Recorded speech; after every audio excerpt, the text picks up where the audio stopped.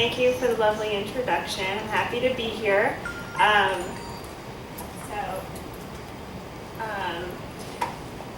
an endocrine surgeon here at New York Presbyterian Cornell, and I also work at the newly acquired Brooklyn Methodist Hospital, who's now part of our family. So I see patients at both locations. Today I'd like to discuss a very common problem that lots and lots of patients have, which are thyroid nodules, and a less common problem of thyroid cancer. As was said, please feel free to ask any questions. If there's something that I said on the slide that you don't understand or you want me to explain more, I'm happy to answer questions as they come up. And then obviously if you have any personal questions you want to ask me later, we can talk about those as well. So the first thing I'm going to explain is what is an endocrine surgeon, because it's a very common question that I get. So the most common endocrine organs that we operate on are the thyroid, parathyroid, and adrenal glands. The thyroid and the parathyroid glands are both in the neck, and the adrenal glands are little glands that sit on top of your kidneys. So thyroid and parathyroid surgery is often done by ENT doctors and head and neck doctors. But those kind of doctors don't operate in the stomach, so they don't operate in the abdomen at all. And then adrenal problems can be operated on by a surgical oncologist or a general surgeon, sometimes a urologist. But what endocrine surgery is we get training in all of those conditions. So we focus specifically on organs in the endocrine system and can operate kind of all over the body. So that's what I do. This is your thyroid. The remainder of the discussion will be specific to the thyroid gland. So before I start, I just want to go over a little anatomy. So the thyroid gland, as I'm sure you're all aware, sits in the neck. It's a butterfly-shaped gland. It sits right on your trachea. And this is the outline of the thyroid. Here's your trachea here. This is your thyroid cartilage, and this little knob here is more pronounced in men and what forms the Adam's apple. So the thyroid is just a little bit below the Adam's apple. And then if you look at the back side, there are these 4 little yellow glands that sit behind the thyroid, and these are called parathyroid glands. They're just called that because para means next to, and so they're next to the thyroid. They have nothing to do with the thyroid. What their function is to control the calcium in your blood. So to begin, I just want to say that thyroid nodules are extremely common. Studies have been done where looking at just healthy volunteers doing ultrasounds on kind of everyone who walks in, and anywhere from 20 to 60% of people have thyroid nodules. So they're extremely, extremely common. And thankfully, the majority of thyroid nodules are benign. Most of them are benign. They don't turn into cancer, and they're nothing to worry about. And another common question I get is, well, what causes thyroid nodules? We don't know. We still have no idea what causes them. But the good thing is that the vast majority of these are benign. So then, a typical patient that comes to see me on any given day is, say a young woman, maybe in her 40s, 50s, referred to my office. And she'll say, I was seeing my OBGYN and he felt my thyroid and he felt a nodule. Oftentimes the patient didn't know they had a thyroid nodule ahead of time. They just felt something, and so they're coming for more evaluation. So what do I do when they come to my office? So, every visit, as you know, starts with a history and physical. So the first thing I would want to know is, did you notice the thyroid nodule? Is it something that you felt or someone else felt? Have you noticed it for some time? Has it changed at all? And then, do you have any symptoms from the thyroid nodule? So symptoms that thyroid nodules will cause is usually when they grow to be big, they can cause symptoms. So if they grow to be very large, they can push on your trachea and cause some trouble breathing. They can push on your esophagus and cause trouble swallowing. Or they can push on some of the nerves that are in your neck that go to your voice. So when they get very large, they can cause voice changes. Another thing to know, have you ever had hyperthyroidism or hypothyroidism? And that's an overactive or an underactive thyroid. So any medications in the past you've been on. Does anyone in your family have any thyroid problems, which is relevant because certain kinds of thyroid diseases and thyroid cancers can run in the family. Another big risk factor for thyroid cancer is previous radiation exposure.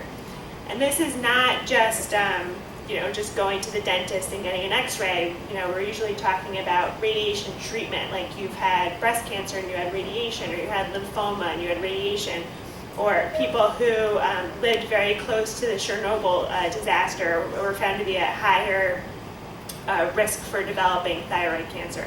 So that's the kind of radiation we're talking about. And then, have you ever had any surgery before in the neck, which is important for me because, it makes my life a little more difficult if someone's already been there.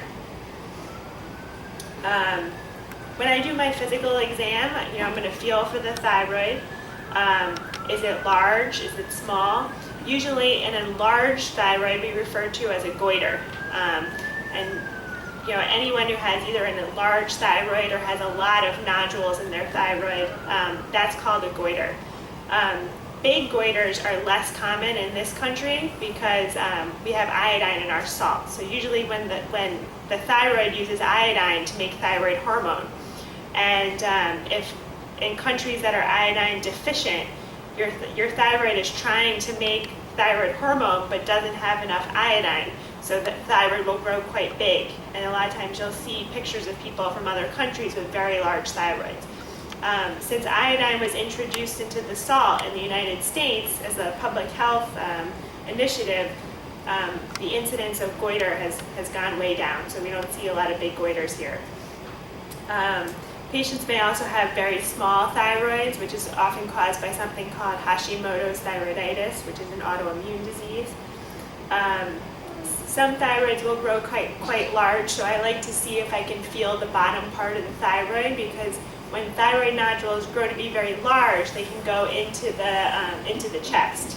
So I like to see, can I feel the bottom, or is this a big thyroid that's going down into someone's chest?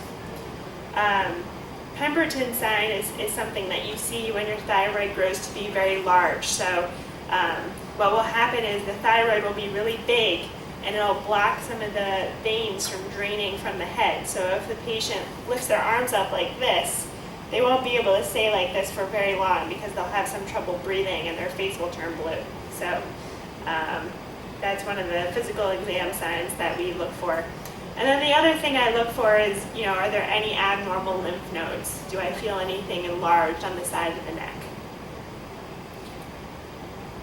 What does that mean? What do you mean? That there's something up on the side? Well, so lots of people have abnormal, enlarged lymph nodes for different reasons, but if you feel one and there's a concern for thyroid cancer, then that could be where the thyroid cancer is spread. So that's why I look for an enlarged lymph node. The next thing that we usually do is a blood test to see how the thyroid is working. So there are three main tests that we check when we check the blood test. The first is TSH, and that stands for thyroid stimulating hormone. The second is T4, and the third is T3. So this is a little diagram that shows kind of how the thyroid makes hormone and how the brain talks to the thyroid. So basically your pituitary gland, which is in your brain, makes thyroid stimulating hormone. And what that does is it acts on the thyroid and tells the thyroid to make thyroid hormone. The thyroid makes T4, which is made by the thyroid gland and goes into the bloodstream. And then if anybody's on Synthroid or has heard of the medication Synthroid, that's what that is. So it's T4. And then when the T4 gets into the bloodstream, the organs that need it turn it into T3, which is the active form of thyroid hormone. And if anybody's ever heard of someone taking desiccated thyroid, which is basically, it's actually pig and cow thyroid that's dried up, and some people take it as a pill. That is a substitute for T3. And kind of the way this works, I like to think of it like working like a thermostat in your house. So, if you set the temperature at a certain, say you set it at 70 degrees, and then it gets cold in your house, the thermostat will turn on to try to bring the temperature back up to 70 degrees. Similarly, if the temperature gets too high and it's too hot, your thermostat should turn off until the temperature comes back down. So that's kind of how TSH works. So when your thyroid stimulating hormone is low, it means you have a lot of circulating thyroid hormone. So your thyroid does not need to make more because you already have plenty. So people with low TSH often have an overactive thyroid. Whereas people with high TSH, that means that your brain is telling your thyroid, make more hormone, make more hormone.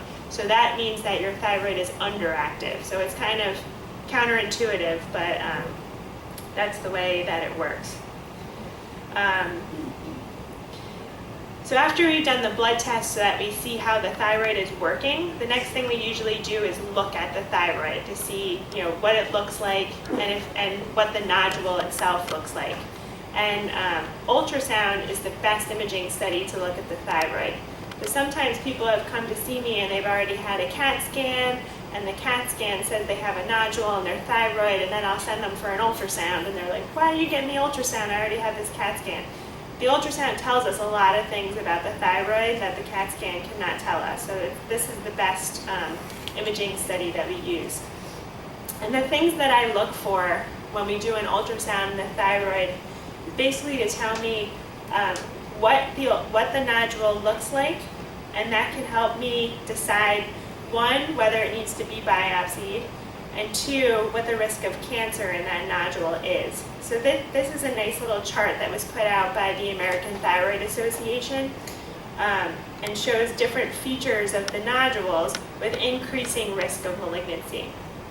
So like this nodule down here, this is a thyroid cyst. It's a nice round nodule with just simple fluid in it. That's a thyroid cyst. It shouldn't be biopsied. It's nothing to worry about. And then as we get, closer to the top, there are things that we can see in the thyroid that make us more concerned. So thyroid nodules that have small calcifications in it, that's a little concerning to us. Or if we see, sorry the picture's a little small, but sometimes we can see that the nodule is sticking out of the thyroid, so it's growing outside of the thyroid. We don't really like to see that either. So a lot of these different features can let us know whether this is a more suspicious thyroid nodule or whether it's something we really don't have to worry about.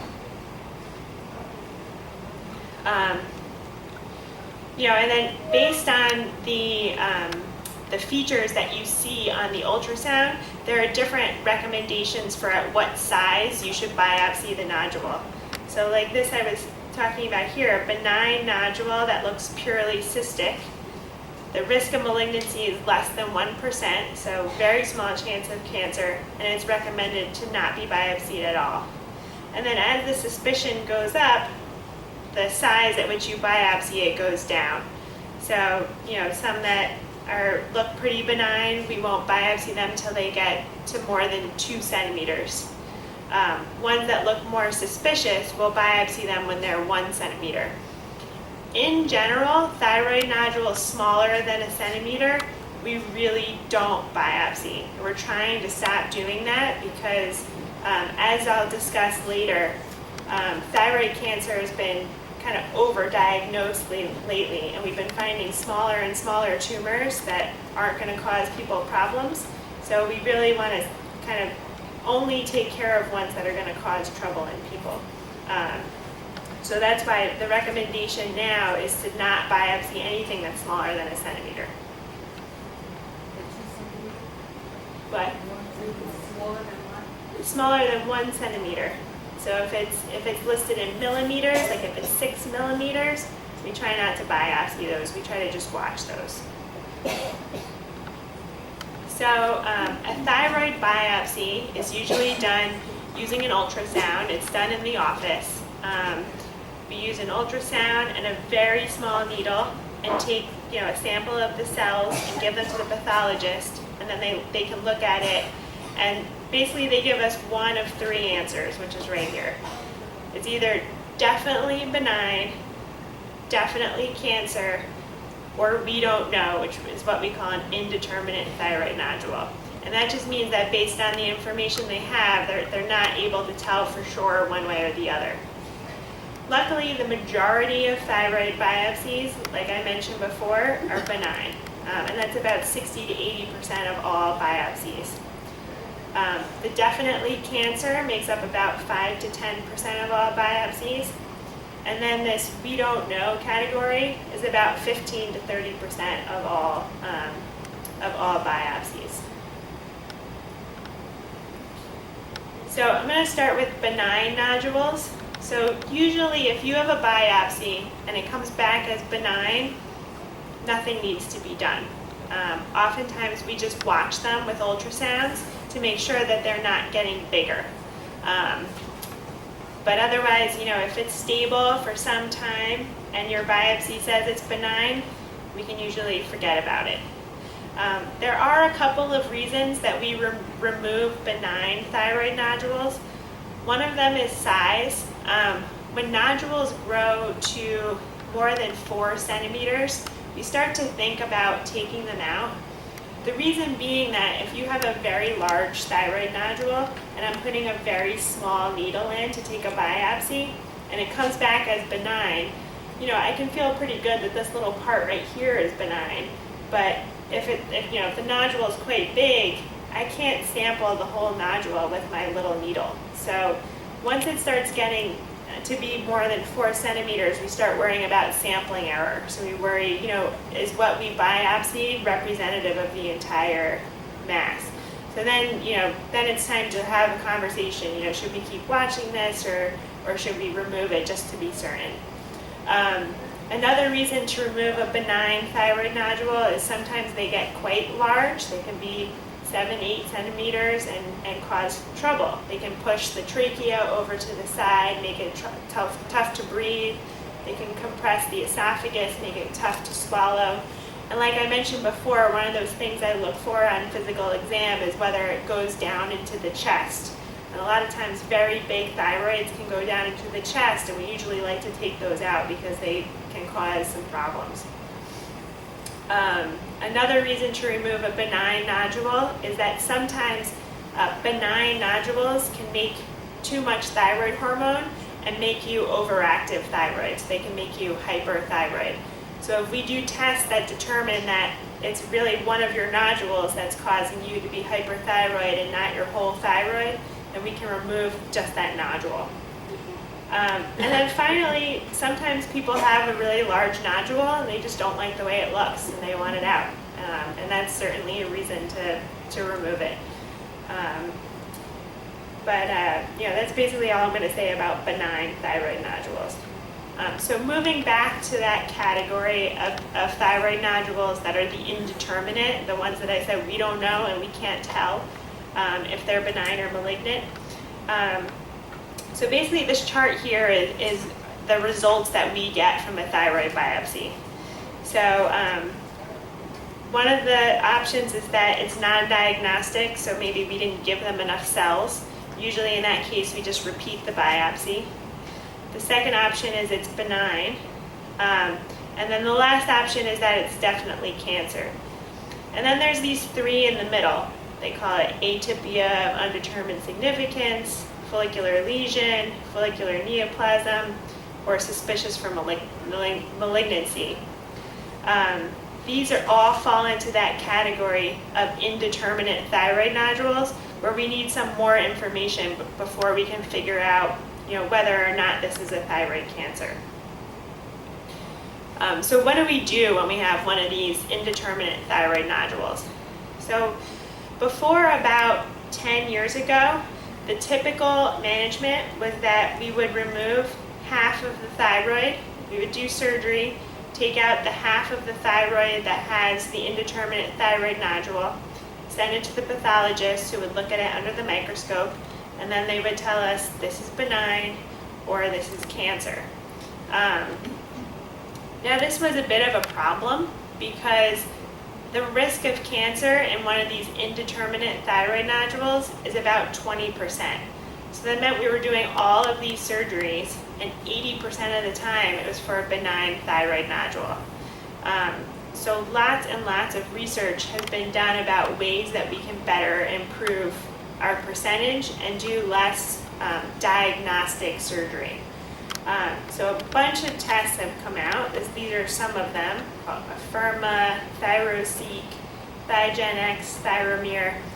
And what these are is that they're genetic tests. So when I do a thyroid biopsy, I save some of the biopsy specimen of the cells and send them off to one of these companies, and they can run panels on them to look and see if there's any mutations in the cells that I got. And then they can give me a better answer, as to whether or not this is cancer.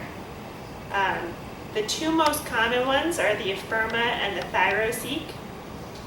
Afirma is a rule-out test. So basically, if I send something for Afirma testing and they say that it's benign, I feel pretty confident that this is a benign thyroid nodule, and I won't do surgery on this. The other option they give us is still suspicious. They won't tell us that it's cancer, but they're telling us it's not benign. It's still suspicious, and that in this situation, there's a 40% chance of cancer. So if I get an Afirma back and it comes back as suspicious, then I'll proceed to removing the half of the thyroid and looking at it under the microscope.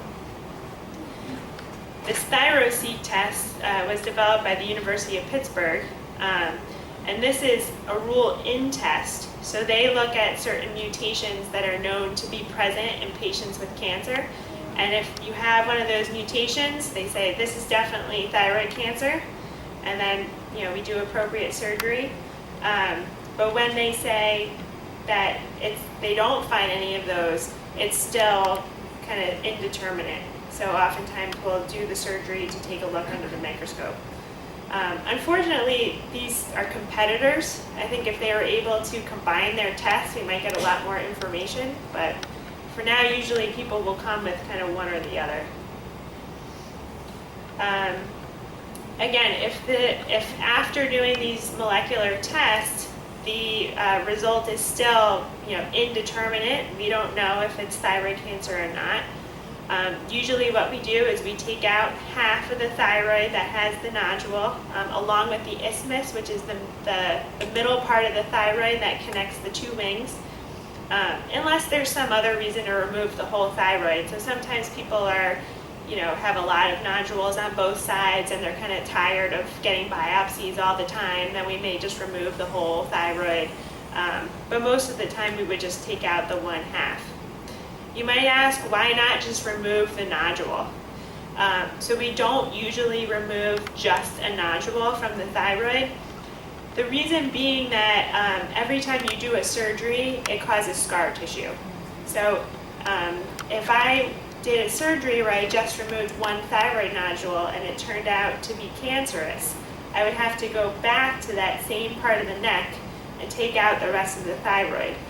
That's more dangerous for the patient because there's all this scar tissue and there are a lot of very delicate structures in the neck. So we just don't want to put any of those structures at risk again. So usually we don't like to go back to the same side of the neck more than once if we don't have to, which is why you may know some people who had just one thyroid nodule removed in the 90s or earlier, but in general we don't do that anymore. So we remove the half of the thyroid, send it to the pathologist. They look at the entire nodule under the microscope. And then usually that can be adequate treatment, whether it's benign or it's a cancer, which I'll discuss later. But if for some reason it's a particularly aggressive kind of tumor or an aggressive cancer, we may do a second surgery to remove the rest of the thyroid and then take out the whole thing. So the third option would be if there was a malignant biopsy. So that 10 to 15% of biopsies that are definitely cancer. So there's a lot of different kinds of thyroid cancer. I'm going to go through them one by one. The most common by far is papillary thyroid cancer, and this makes up 70 to 80% of all thyroid cancers.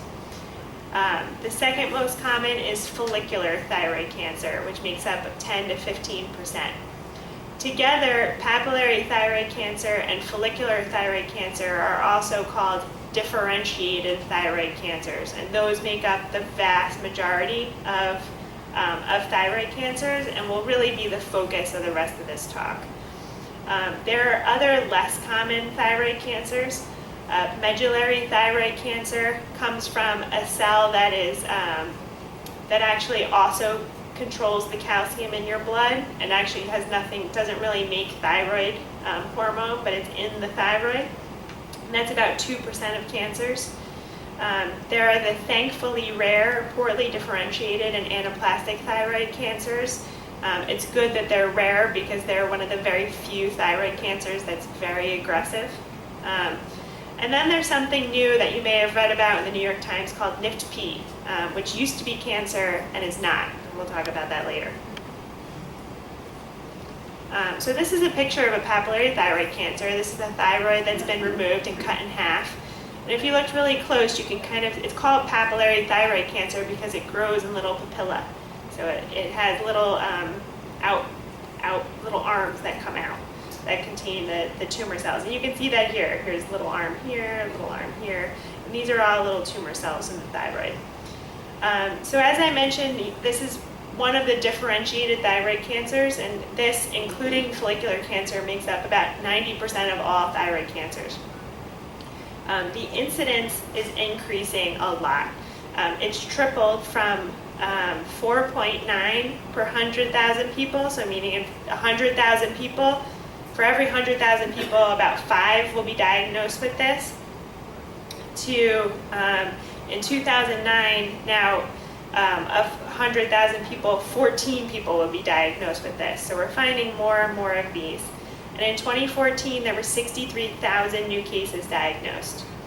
And as I mentioned, papillary thyroid cancer in particular is the most common of these thyroid cancers.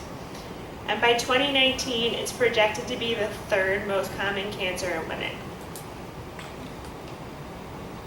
And my most common patient is really a younger woman, and they usually have a pretty low risk form of the disease. So this is a chart looking at patients specifically with low risk thyroid cancer and their age and gender distribution.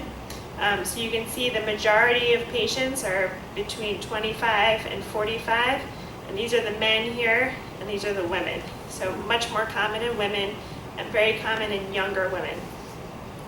Older patients, and the cutoff age used to be 45, but it's just been revised and it's been increased to 55.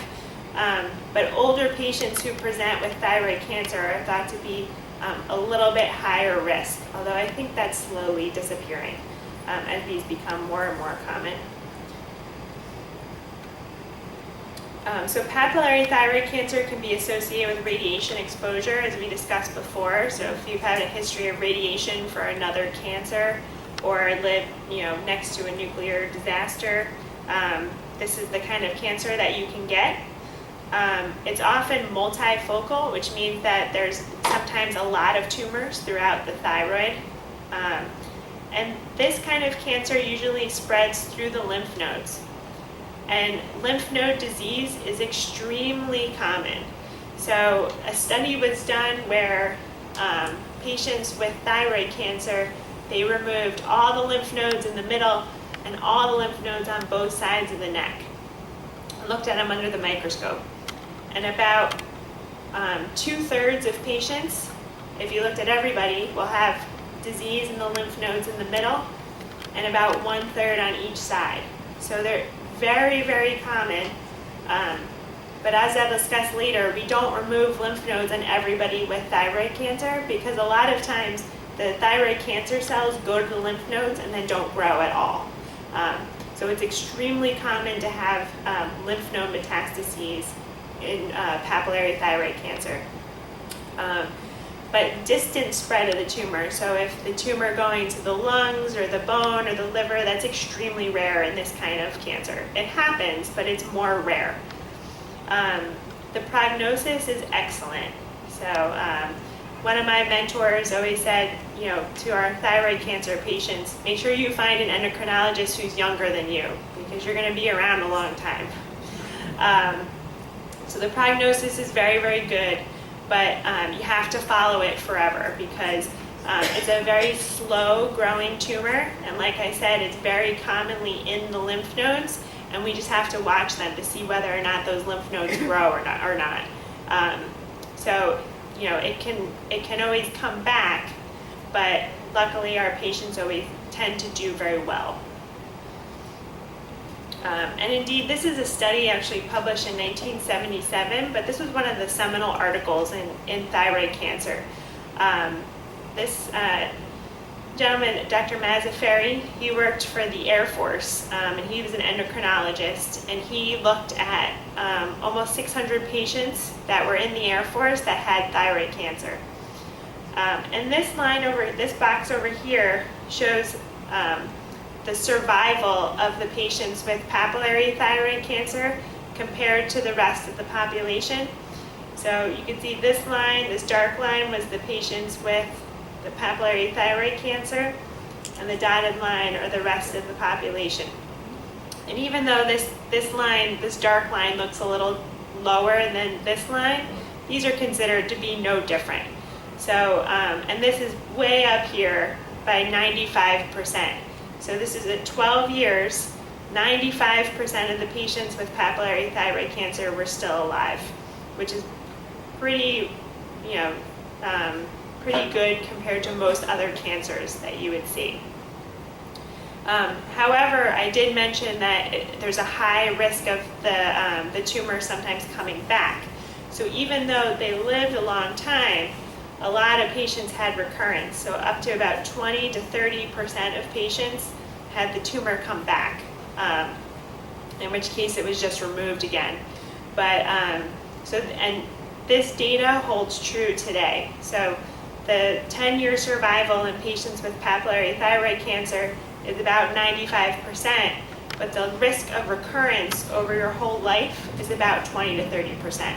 But those recurrences are manageable, and that's really the take-home point about this. So the next kind of thyroid cancer is follicular thyroid cancer, and this includes a subset of cancer known as Hürthle cell cancers, in case anyone's heard of that, but that falls under this umbrella.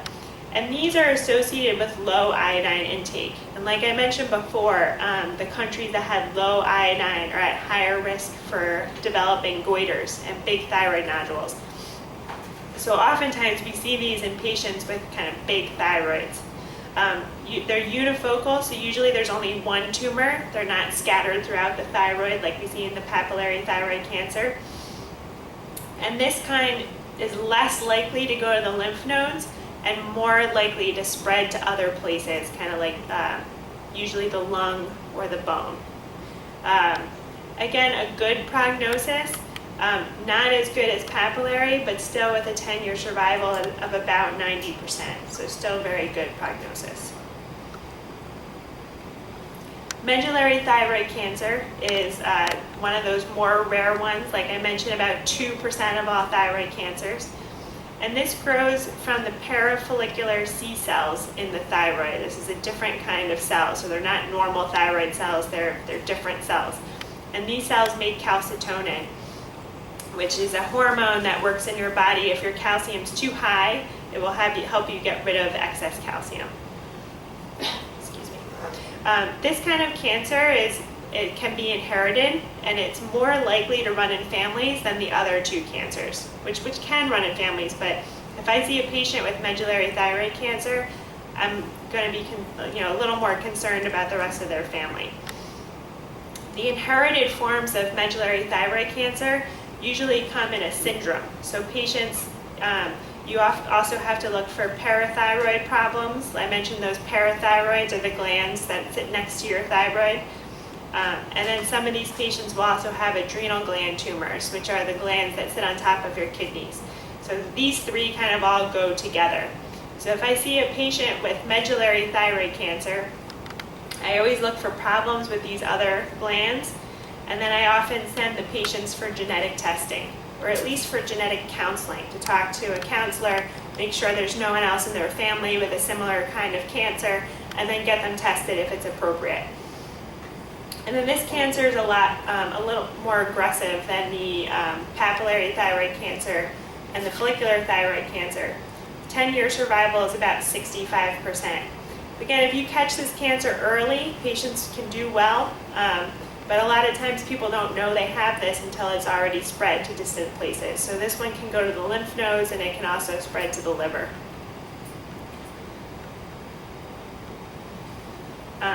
Finally, anaplastic thyroid cancer is extremely rare, which we're thankful for. This is an extremely fast-growing, aggressive tumor. It'll start with a very small mass and then get very large pretty quickly. It's usually seen in elderly patients, and it's unfortunately uniformly fatal, and survival is usually measured in months, which is a stark contrast from the other forms of thyroid cancer where patients usually do very well. And unfortunately, there are no good treatment options.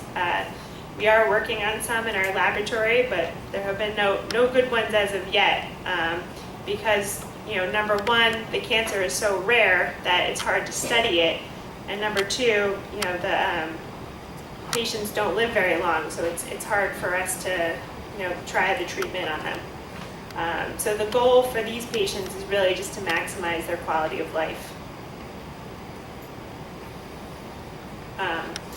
So I'm going to talk quickly about the treatment for medullary and anaplastic cancer, since those are the very rare ones, and then I'm going to move back to the other kinds of cancer, since those are the most common ones.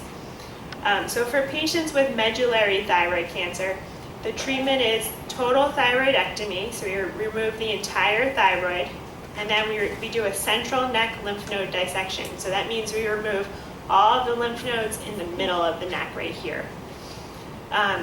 If the patient has evidence of disease on the side of their neck, then we may do more lymph node dissection on the side. If patients get advanced disease where there's evidence that it's spread to the liver or elsewhere, those patients can get chemotherapy. And like I mentioned before, this one can often run in families. So if you find that your family has one of these genes that causes this kind of thyroid cancer, we test family members for it, and we'll remove their thyroid before they get thyroid cancer. In certain families with a specific mutation, we'll remove the thyroid when patients are 2 years old even.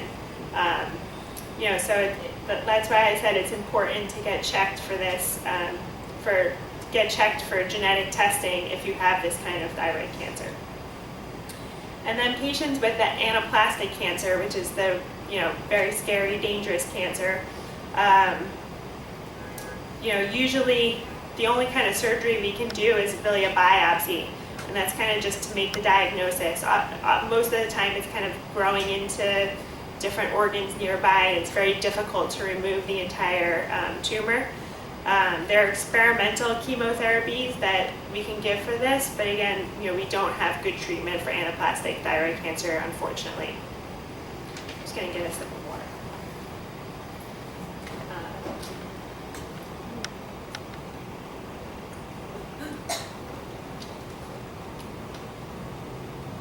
So, moving back to the other kinds of thyroid cancers, the follicular and the papillary thyroid cancers, which, like I said, make up over 90% of thyroid cancers.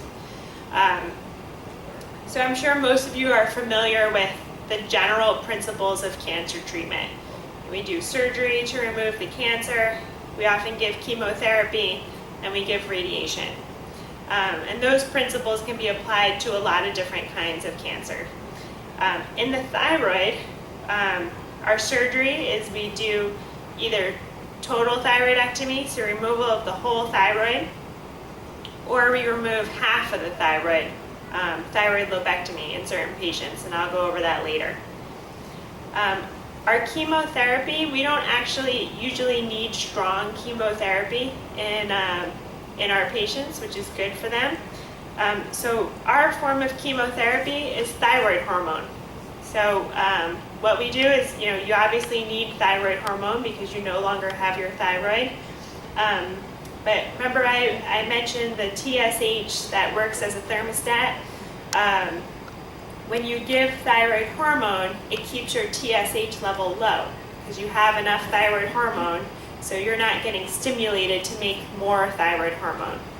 If the TSH gets high, it'll try to make your thyroid grow, but it can also make thyroid cancer cells grow. So our goal is to give you enough thyroid hormone so that your TSH is low and doesn't tell your thyroid cancer cells to grow. Because remember, like I said, most people, about 2/3 of people, will have cancer cells kind of just dormant in the lymph nodes that never ever grow. So we're just trying to keep them from growing. So that's our chemotherapy. And then our radiation is not external radiation that you're used to hearing about, but it's called radioactive iodine. And what that is like I mentioned, your thyroid uses iodine to make thyroid hormone. We give a pill that has radioactive iodine in it. So the iodine will go directly to any thyroid cancer cells that are left inside someone's body. The thyroid cancer cells will take up the iodine, and because it's radioactive, it will kill the thyroid cancer cell. So that's how that works. So those are our three main treatments that we use for thyroid cancer. So the extent of surgery depends on a couple of different factors. So for tumors, like I said, we don't like to biopsy tumors that are less than 1 centimeter, so I'll talk about those later. But tumors that are between 1 and 4 centimeters in size that don't look like they're growing outside of the thyroids, they look like they're well confined to the thyroid, and that have no evidence of lymph node disease. The most recent guidelines that came out in 2015 have said that we can either do a total thyroidectomy, so remove the whole thyroid, or we can do a lobectomy, remove half of the thyroid. And those two treatments are equivalent. Before 2015, everyone with a thyroid cancer greater than 1 centimeter had their whole thyroid removed. But this is the new recommendation. The reason why this came along is because there are large national databases that we've looked at which showed no difference in overall survival in patients who had only half their thyroid removed or all their thyroid removed. And that's specifically for these patients between 1 and 4 centimeters localized to the thyroid without any lymph nodes. If the tumor is greater than 4 centimeters, is growing outside of the thyroid, or has lymph node metastases, we do a total thyroidectomy, just like we always used to. And then, like I mentioned before, it's very common to have the thyroid cancer go to the lymph nodes, but we only remove the lymph nodes if we can see them. So if they've grown to a centimeter or so, and they're very obvious to us clinically, then we'll remove the lymph nodes. But otherwise, we don't remove lymph nodes that don't obviously have disease in them, even though we know it's probably there. And like I mentioned before, tumors less than 1 centimeter, we don't like to biopsy them. If they are biopsied and found to be cancerous, there are some new studies that have come out that have shown that in well-selected patients, so patients who are motivated to follow up, and will kind of take ownership of following this, we can just observe those patients and only do surgery if the tumor grows. If patients are not interested in following up, or to be honest, some patients are like, I don't like the idea of having a cancer in me, I'm not interested in watching that, then we do the surgery to remove it, but usually just the lobe of the thyroid, not the whole thyroid. So just quickly, I'm going to go over the staging system for thyroid cancer. And the staging system was just updated this year, so this is the 2018 edition. And like I mentioned before, we do have an age cutoff in thyroid cancer, which is pretty unique to us. That if you're younger than 55, you can only be stage 1 or stage 2. And the reason they did that was because even very young people, like even children with thyroid cancer who are 17, 18 and have disease that has gone to their lungs, they can live for a very long time. So it feels, I guess wrong to call them stage 4, which is usually what we call people with metastatic disease, if your life expectancy is so good. So in young patients, basically if they have any size tumor, any amount of lymph node disease, but they don't have metastatic disease, so distant disease, they're stage 1. If they do have distant disease, they're stage 2. So those are the only 2 stages in patients younger than 55. In patients that are older than 55, it's a little more traditional, like other types of cancer. So patients with tumors up to 4 centimeters with no lymph node disease are stage 1. So that's these patients here, T1 and T2 are stage 1. If you have a tumor up to 4 centimeters and you have lymph node disease, but in the middle, not lymph node disease on the side, that's stage 2. If your tumor is greater than 4 centimeters or it's growing out of the thyroid, then you're stage 3. And stage 4 are those who have either a tumor that is invading other structures, so invading the trachea, invading blood vessels, invading local structures with any lymph node disease, or if you have distant metastatic disease, that's stage 4. I'm not going to go through the medullary and anaplastic because those are so rare, but basically that's how we do our staging system in thyroid cancer. So I just want to switch gears a little bit and talk about what to expect if you're having thyroid surgery. So thyroid surgery, it's usually either a same-day surgery or it's one night in the hospital. The surgery usually takes 2 to 3 hours, sometimes less, sometimes more. Patients are allowed to eat and drink right away, so that's good. If the entire thyroid is removed, like I said, you have to be on thyroid replacement hormone for the rest of your life because you need thyroid hormone. So anyone who has the whole thyroid removed needs thyroid hormone. If you have half your thyroid removed, it's probably about 50-50 chance. Some people's thyroid the other half will do enough where you don't need the pill, but some people, it won't do enough, so they do need the pill. Some people send patients home routinely on calcium supplementation or vitamin D, and I'll explain why in a minute. I'm one of those people. There are 3 main risks to thyroid surgery. So the first risk is that the nerve that goes to your voice runs right behind your thyroid. You have one on each side. There's a 1% risk of injury to that nerve, which could result in hoarseness to the voice or trouble swallowing. And the chance of that, like I said, is about 1%. The second risk is, remember those parathyroids I mentioned before that control the calcium in your blood. You have 4 of them, so they sit right next to your thyroid.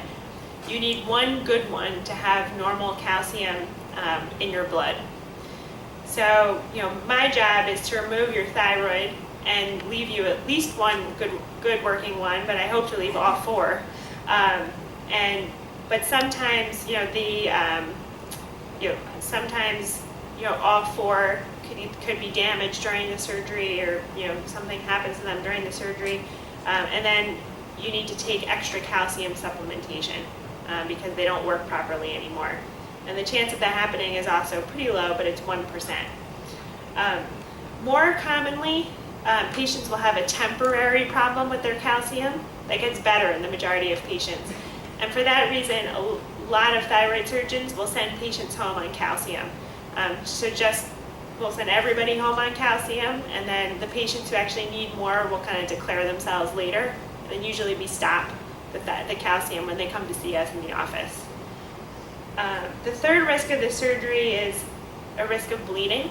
Now, anytime you do a surgery, obviously there's a risk of bleeding, but if you do surgery in the neck, sometimes you can get accumulation of blood after the surgery. And if that happens, it can compress your airway and make it difficult to breathe. So if that happens and you have a big blood clot in your neck and you're having trouble breathing, we may have to take the patient back to the operating room to evacuate the blood. And that, to a busy thyroid surgeon, that probably happens about once a year. So the risk is about 1 in 400 of that happening. So it's rare, but it can happen.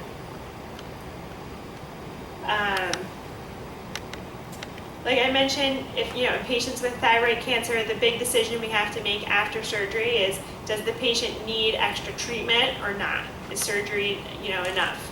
And the extra treatment would be, like I said, thyroid hormone, which most people need anyway, and then the radioactive iodine treatment, which is our supplemental treatment.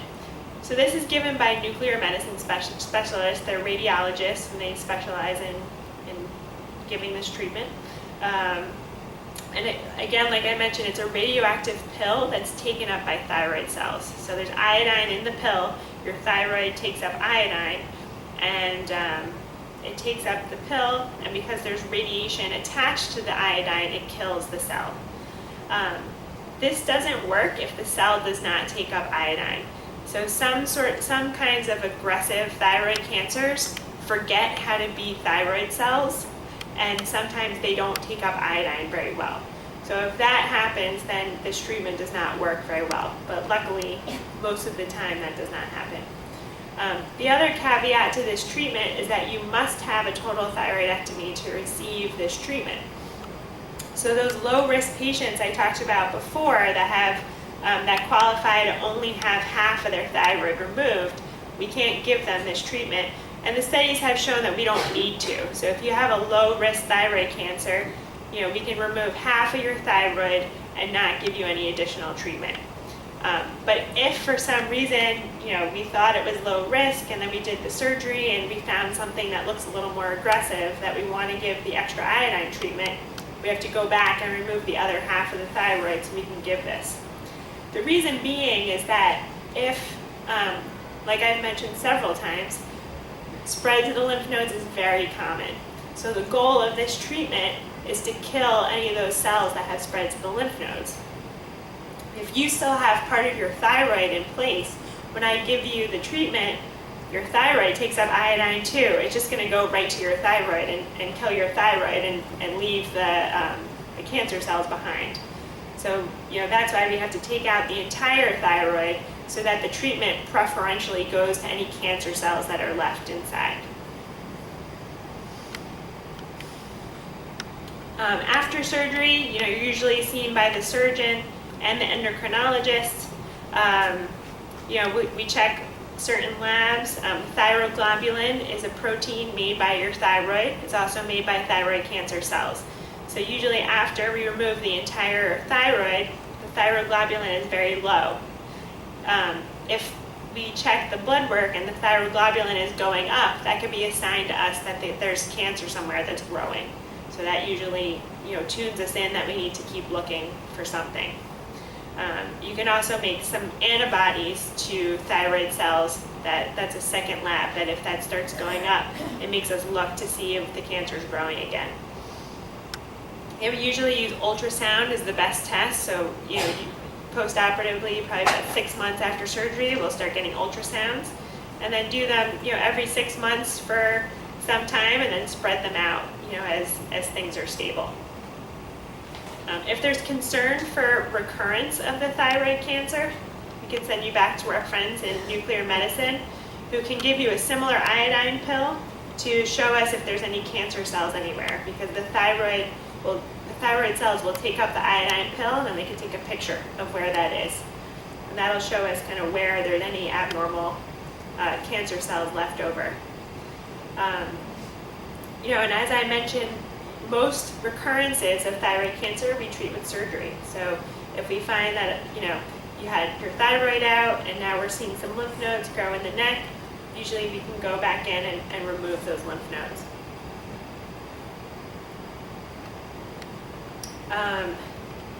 So I want to touch on two things briefly that are kind of hot topics in thyroid cancer. So the first is that we seem to find ourselves in the midst of a thyroid cancer epidemic, which means more and more people are finding thyroid cancer in more and more people. So that either means one of two things. Either more people are getting thyroid cancer, and we need to figure out why, or we're finding more thyroid cancers that are just not clinically relevant because we have better ultrasounds and better CAT scans, and people are getting more diagnostic tests, and we're just finding all these things that we would have never known about otherwise. So this is an interesting graph showing the incidence of thyroid cancer in the United States from 1973 to 2002. And you can see this line here shows the incidence of all thyroid cancers. And you can see the line beneath specifically looks at papillary thyroid cancer. Down here we have follicular thyroid cancer, and this is poorly differentiated, which is similar to anaplastic thyroid cancer. So you can see almost all of the increase in incidence in thyroid cancer is due to an increase in papillary thyroid cancer. These other ones are staying pretty stable. And then if this graph here on the right breaks down that incidence by size of tumor. So you can see down here is 5 centimeters. That's been pretty stable. Between 2 and 5 centimeters, again, a little bit up, but pretty stable. But you can see most of the increase in thyroid cancer is tumors either this highest line here, less than 1 centimeter, or 1 to 2 centimeters. So the vast majority of increase in incidence in thyroid cancers has been from these very small thyroid cancers. And then this graph here shows this is the incidence of thyroid cancer, so it's going up. And you can see mortality from thyroid cancer has stayed pretty stable. And this, according to epidemiologists who analyze this is classic for overdiagnosis of a disease. So you would expect that if clinically significant thyroid cancer was getting more common, you would see an increase in mortality accompanying this increase in incidence. So this is kind of telling us that we're finding more thyroid cancers, but even though we're finding them, we're not, or you would see, I guess, a decrease in mortality, that we're treating them earlier, and so people are doing better. But this is just completely flat. So, clearly we're finding too many that aren't effective. And this has become a real problem in Korea. So in 1999, South Korea initiated a national screening program for cancer, including breast, cervical, colon, gastric, and liver cancer. And then patients had the option to add a thyroid ultrasound for a small fee. So this obviously increased discovery of small papillary thyroid cancers that were about 1 centimeter. By 2011, the rate of thyroid cancer diagnosis was 15 times that in 1993. And again, they saw the same thing that we were seeing in the United States, that mortality was stable. And the proportion of patients having surgery for tumors smaller than 1 centimeter increased from 14% in 1995 to 56% in 2005. So we're doing all this surgery for these thyroid cancers that are less than 1 centimeter, so very small. And this is basically that same graph that I showed you before, but this is in South Korea. So incidence of thyroid cancer here, incidence of papillary thyroid cancer, and here's mortality. So, we're finding all these cancers and we're not helping anyone. And this was picked up by the New York Times as well. To the shock of many cancer experts, the most common cancer in South Korea is not lung or breast or colon or prostate. It is now thyroid cancer. So this is a problem, and this led to kind of the outcry in our community to really stop biopsying these very small cancers that aren't going to hurt people. Just to be clear, there are some small thyroid cancers that may have the potential to cause harm, but it's our job to figure out, which ones can just be left alone and which ones do we need to do something about.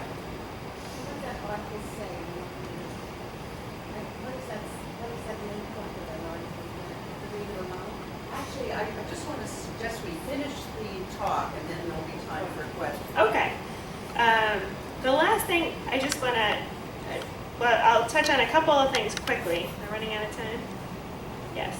So after this article came out, the doctors in Korea kind of came together and decided to stop screening for thyroid cancer. And you can see they published later on that the incidence has started to go down. So by stopping biopsying and screening for these small thyroid cancers, the incidence has decreased. And just quickly before I go to questions, the last thing I want to touch on is this thing called NIFT-P, which was also picked up by the New York Times. This is a form of papillary thyroid cancer that was formerly called well-encapsulated follicular variant of papillary thyroid cancer. We had studied this. This paper actually came out from our group here at Cornell, where we had looked at these particular patients and found that they all do very well. They don't have lymph node metastases. These tumors never come back. They never cause any problems. So we were treating them as if they were pretty benign tumors. And eventually the rest of the world, caught up as well. And they were officially reclassified, I believe in 2015. And now these tumors are thought to be pre-cancers, and we call them NIFT-Ps now. They're called non-invasive follicular thyroid neoplasm with papillary-like nuclear features. So it's a long name, but this goes along with what I was saying about the small thyroid cancers, is that now we're kind of learning which tumors we need to be worried about and which ones we don't. And this is leading to what I think is improvement in patient care. So just a couple take-home points. Thyroid nodules are very common and most of them are benign. Please remember that. Thyroid cancer, when discovered, is treatable, but you have to follow up. Patients must have lifelong follow-up, so that's very important. And as I mentioned, treatment of thyroid cancer is getting less aggressive because we realize that our patients do pretty well. So we're doing less extensive surgery, less radioactive iodine, and again, we have the potential to observe some of these small tumors. Again, like I mentioned before, I work here. Here we are at New York Presbyterian and Weill Cornell. These are the other hospitals in the Cornell side of New York Presbyterian. We have Lower Manhattan, Queens, and then Brooklyn. This is where I work as well. So if you want to come see me in Brooklyn, feel free. And thank you from the entire endocrine surgery team. This is our whole team. Okay, pues, pero esto, obviously.